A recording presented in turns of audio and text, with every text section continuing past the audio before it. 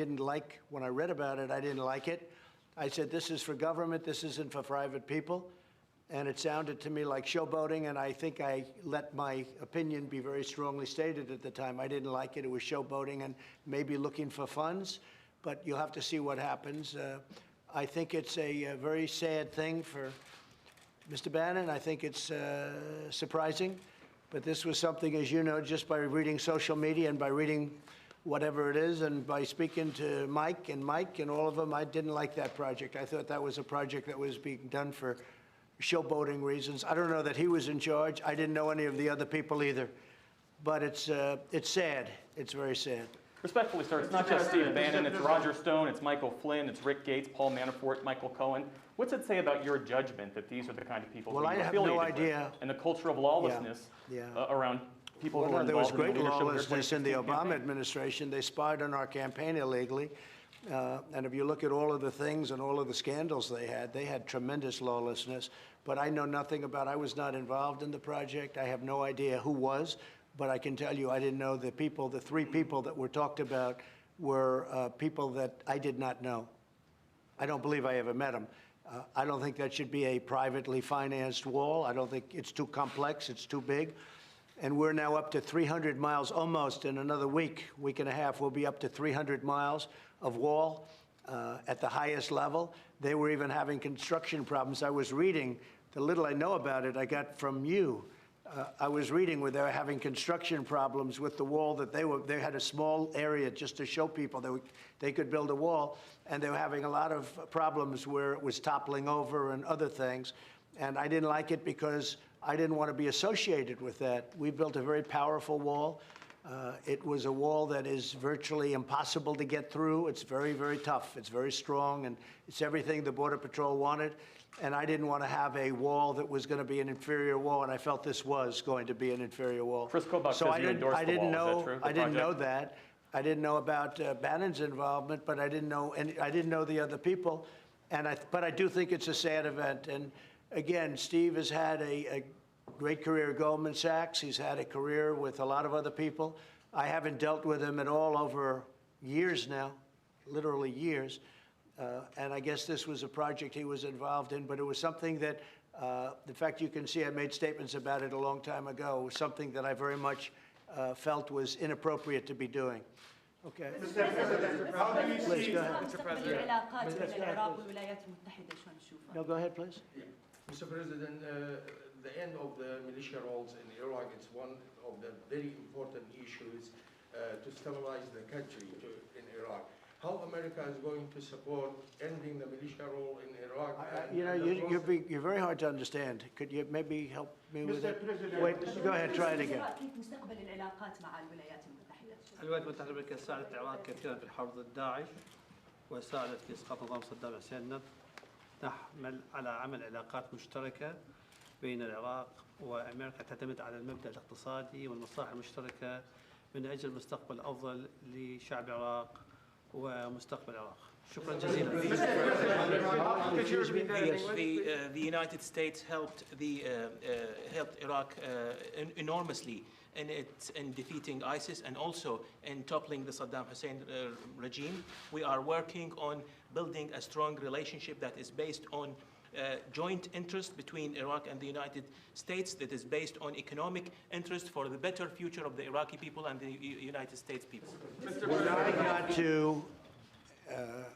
When we came into office, ISIS was running rampant all over Iraq and Syria, and we knocked out the 100% of the ISIS caliphate.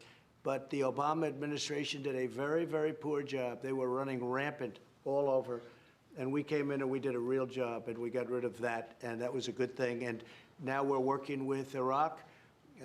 They use the great American dollar, which is the most powerful currency in the world, and they're starting to do well, and we are with them. And this gentleman in particular, we've developed a very good relationship, and hopefully it's going to be very strong for your country. Mr. President. Thank you, Mr. President. There have been 32 attacks.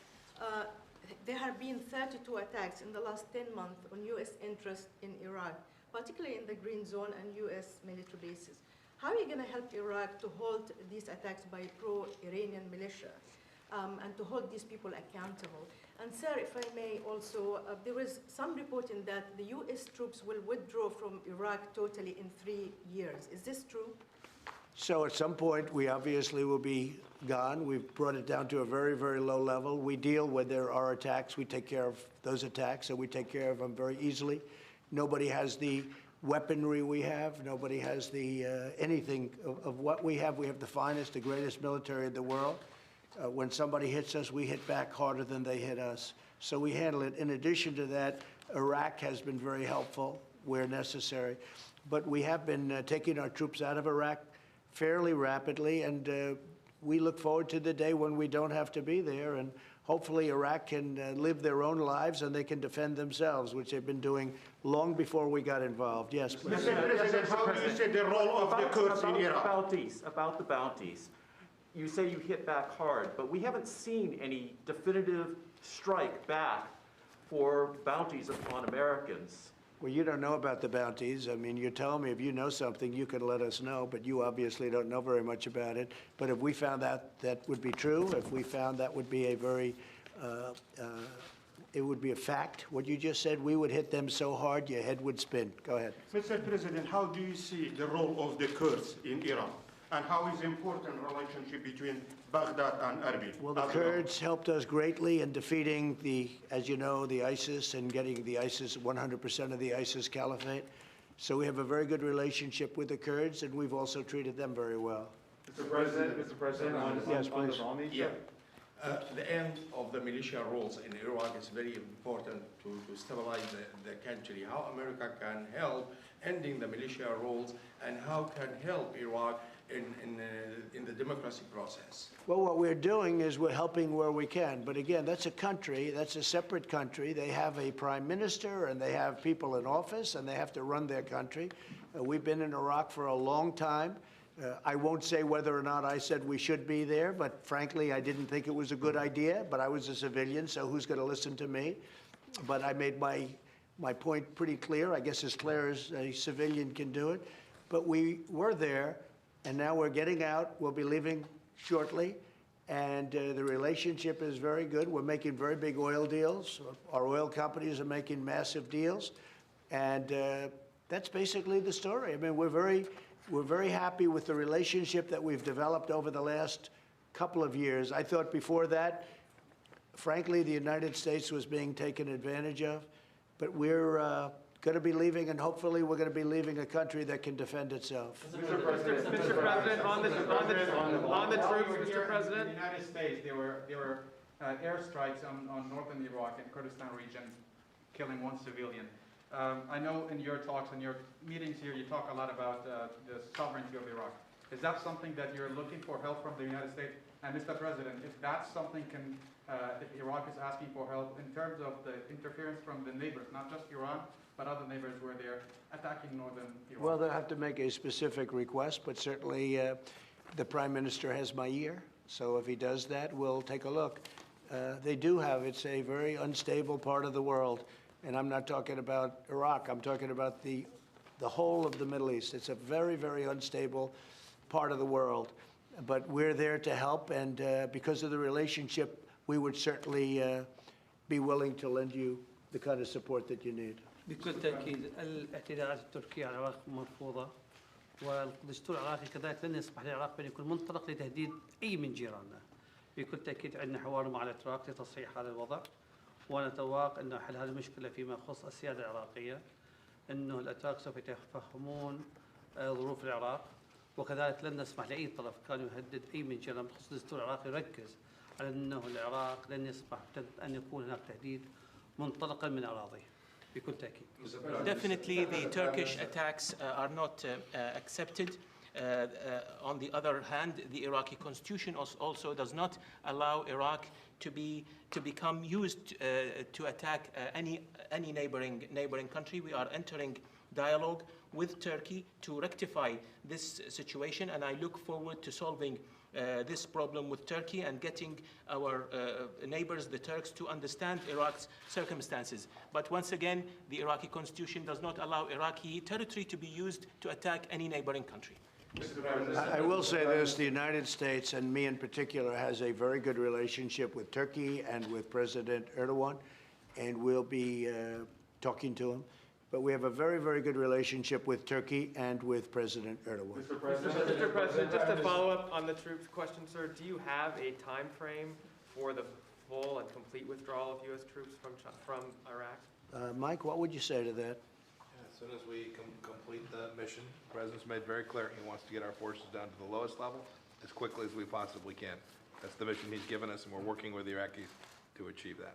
We're at the lowest level now, Jeff. We're at the lowest level in Afghanistan that we have been at many years. We'll be down to about 4,000 troops in Afghanistan, and that will be when? A couple months, sir. Yeah, within a few months, a couple of months. Mr. President. One other thing, Mr. As you know, in Syria, we're down to almost nothing, except we kept the oil. But we'll work out some kind of a deal with the Kurds on that. But we left, but we kept the oil, and we left the border. We said Turkey and Syria can take care of their own border.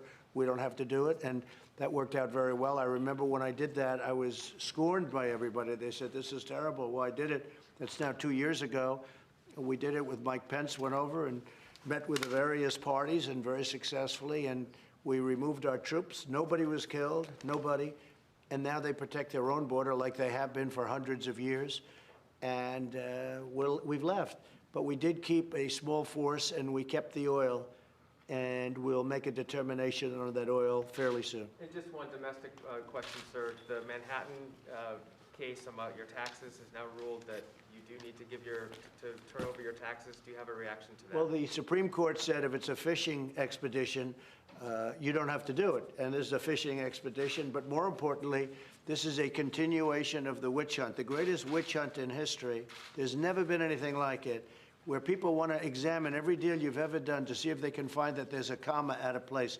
No president has ever had to go through this.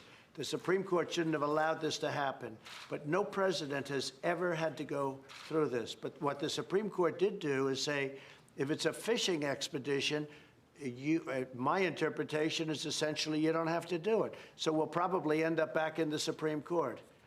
But this is just a continuation of the most hideous witch hunt in the history of our country. We beat Mueller. We won at every level in Washington, in D.C. We won at every level. So now what they do, they send it into New York. So now we have an all-Democrat state, all Democrats, and they send it into New York. This should never be allowed to happen to another president. This is a continuation of the most disgusting witch hunt in the history of our country. All it is. But the Supreme Court said fishing expedition. This is the ultimate fishing expedition. Nobody has anything. We don't do things wrong. But they'll say, let's go in and inspect every deal he's ever done. Let's get papers from 10 years, every paper, every deal he's ever signed. Maybe we can find where some lawyer made a mistake, where they didn't dot an I, where they didn't put a comma down someplace. And then we can do something. This is a disgrace, and this should never, ever be allowed to happen again. Right? Thank you very much. Mr. President, on Navalny, the Russian opposition leader, he was hospitalized, and they think he was poisoned. Is that the U.S. government's determination? That we haven't seen it yet. We're looking at it, and Mike's going to be reporting to me soon. Okay? Thank you very much, everybody. Thank you.